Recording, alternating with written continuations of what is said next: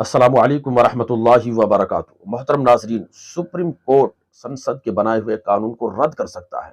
वक्फ bill संसद के दोनों ईवानों से संख्या बल की बुनियाद पर, तादाद की बुनियाद पर हुकूमत ने जोड़ तोड़ कर जैसे तैसे पास करवा लिया और देर तक इसके लिए संसद चलता रहा। लेकिन सुप्रीम कोर्ट के सीनियर वकीलों ने यह खुलासा किया है कि ये कानून जो बनाया गया है, इसको सुप्रीम कोर्ट रद्द कर सकता है और 100% ये कानून रद्द होगा। अब कैसे रद्द होगा, उसके लिए क्या तरीका कार अपनाना होगा, कितना समय लगेगा। सुप्रीम कोर्ट ने इससे पहले भी सरकारों के बनाए हुए कई कानूनों को पलटा है। तो इसी तरह से वक्फ का जो ये कानून है, ये भी ज्यादा नहीं टिक पाएगा, बल्कि ये रद्द हो जाएगा। लेकिन उसके लिए एक प्रोसेस होगा और पूरा एक तरीका कार होगा। सुप्रीम कोर्ट के सीनियर वकीलों ने इसके हवाले से पूरा खुलासा किया है। आप उनका वीडियो देखिए और जानिए कि किस तरह से यह कानून रद्द होगा। कैंसिल कैसे होगा सुप्रीम? तो ये 100% होगा, आज नहीं तो कल होगा। अभी हमने 3 दिन पहले, जब मैं 2020 से ये सब बातें बोलता था, लोग मेरी बात पे भरोसा नहीं करते थे। मैं तब भी कहता था मैं ईमान वाला अम्बेडकरवादी हूँ, मेरी बात पे भरोसा करो। कपिल मिश्रा साहब के खिलाफ FIR होगी तो 3 दिन पहले हुई ना। भारत के संविधान और बाबा साहब के संविधान में से भरोसा नहीं छोड़ना है। जितने भी मुश्किल हालात हो जाएं, संविधान पे भरोसा रखना है, मेहनत करनी है। थोड़ा टाइम जरूर लगेगा, कितनी भी मुश्किलें आ जाएं, जीतेगा संविधान ही। ये बिल पास हो गया ना, अभी इसको अदालत में चैलेंज करेंगे सिर्फ जो लोग RSS और BJP के एजेंट है, वही थोड़ी चैलेंज करेंगे। हम भी करेंगे जो ईमानदार लोग हैं। सुप्रीम कोर्ट में जीतने के लिए चैलेंज करेंगे कि इस कानून को रद्द करना है। तो लेकिन आप इसको कैसे रद्द कर पाएंगे, वो भी सुप्रीम कोर्ट में? इतना बताइए। एक ही तरीका है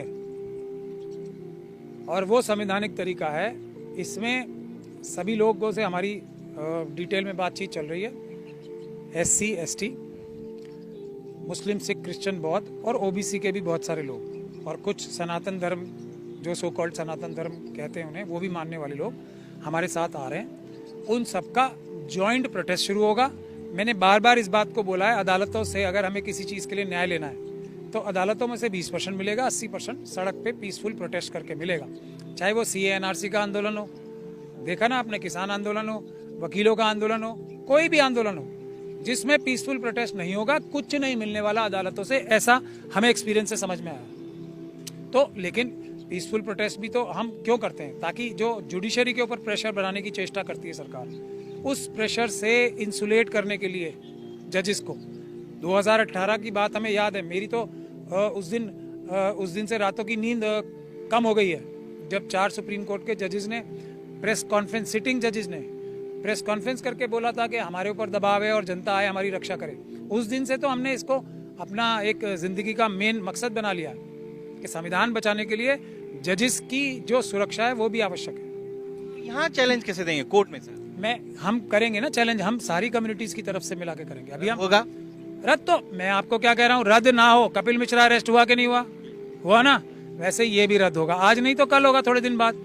जो खराबियां की, और अडानी, अंबानी, यूसुफ लुलू जैसे लोग जो है ना, जो ये वक्फ की प्रॉपर्टीज पे नजर रखे हुए हैं, इतने लंबे टाइम के लिए जेल जाएंगे, इनकी सारी पुश्तें आने वाली भी जेलों में मिलेंगी। अमित शाह तो कह रहे हैं कि सर वो संसद भवन को हमने बचा लिया है वो आपकी प्रॉपर्टी होने से।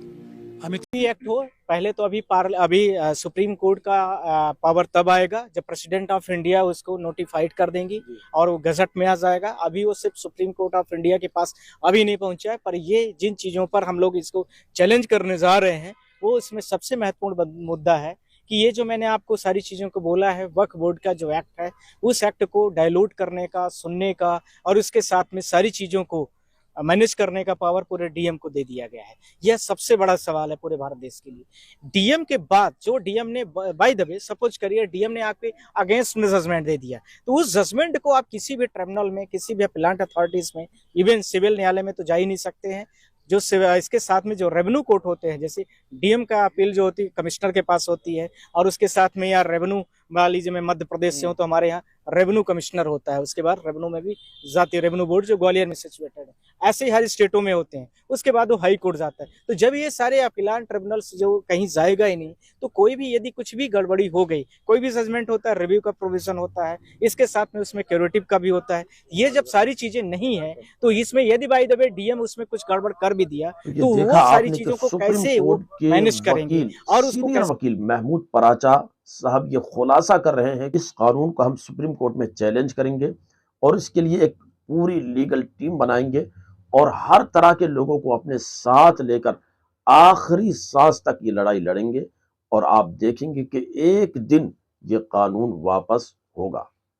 आप इस बारे में क्या सोचते हैं? कमेंट बॉक्स में अपनी राय लिखकर ज़रूर बताएं। वीडियो को शेयर करें तमाम लोगों तक। अस्सलामु अलैकुम वरहमतुल्लाहि व बरकातुहू।